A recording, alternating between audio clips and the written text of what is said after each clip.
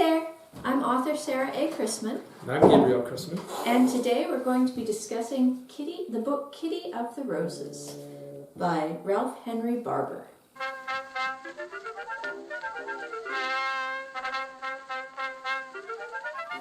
So, Kitty of the Roses, I actually got put on the trail of this book by seeing a review of it in one of our antique magazines from around the turn of the 20th century, which was a fun way that I find books sometimes. This one is by Ralph Henry Barbour, and it is a very sweet book. This is essentially, it's an extended prose poem because it's a very simple story. Very, very simple. It's a man is renting a room and there's a woman next door with a garden. And he falls in love with her before he's even spoken to her. And that's basically the story. But it's full of all of these really vivid descriptions of the garden and the woman as garden, and the woman as flower. And the descriptions of the garden are so vivid. You know, some books are pornography, where they give very graphic descriptions of bodies and what those bodies do. Some books are what could, in a way, be called, so Danielle Steele, I'm especially thinking about this, house porn, where it's just, the descriptions are just as vivid and graphic, but instead of describing human bodies, she's describing houses. And real estate. And real estate.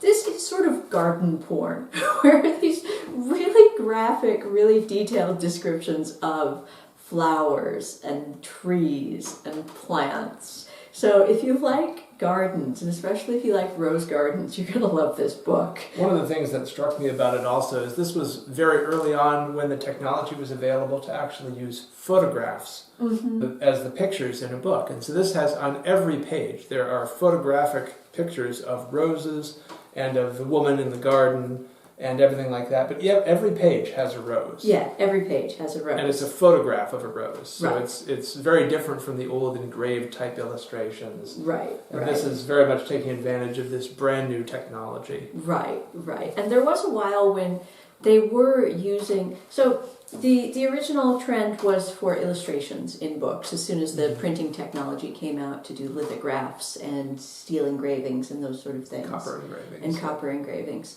And then as photographs started becoming more and more advanced, they hit on the idea of, oh, we could put photos in these. And they were actually using photos in fiction, too. So if any of you have read A Bumpy Road to Marriage, there's a bit in there where Bumps, the photographer in the group, has done some photographs that he sold to a magazine for a fictional story.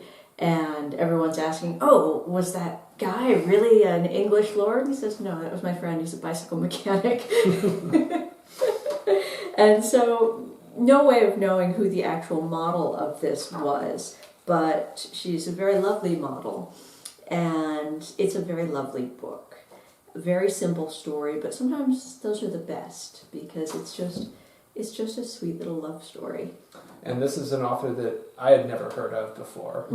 And again, Sarah just encountered this author by reading some of the old reviews in the magazines of the time. And so it was a way to rediscover someone. I guarantee this is long out of print. Oh, yeah, absolutely long out of print. Right.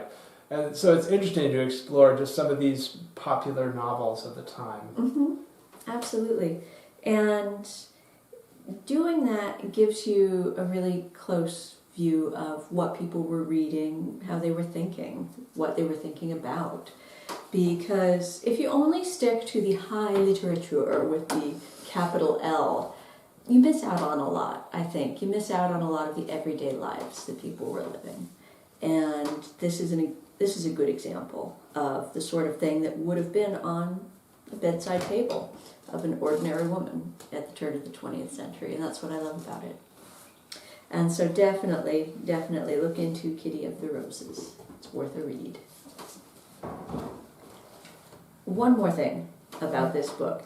I think this is especially a really good book for introverts because the narrator of this story, whose perspective we're seeing it through, he is a very introverted character. And the reason why the book has such a simple story, it's just him seeing a woman falling in love through his window. He's a writer, right? He is actually an architect. Okay. He is, throughout the story, he is writing up descriptions of architecture for his clients. Okay. So that they can describe the architecture he's building for them. Mm-hmm. Makes more money than a writer, you see. That makes him a better romantic hero.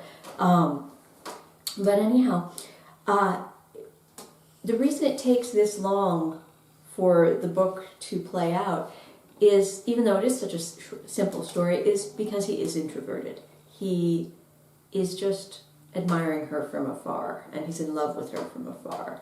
And I think that's something that will appeal to a lot of the quiet, romantic readers out in the world. Mm-hmm. So, have a look at it. Thank you for watching today. We hope you enjoyed this video. If you did, please give it a nice thumbs up. And remember to tell your friends about my books. Point at my books. Happy reading.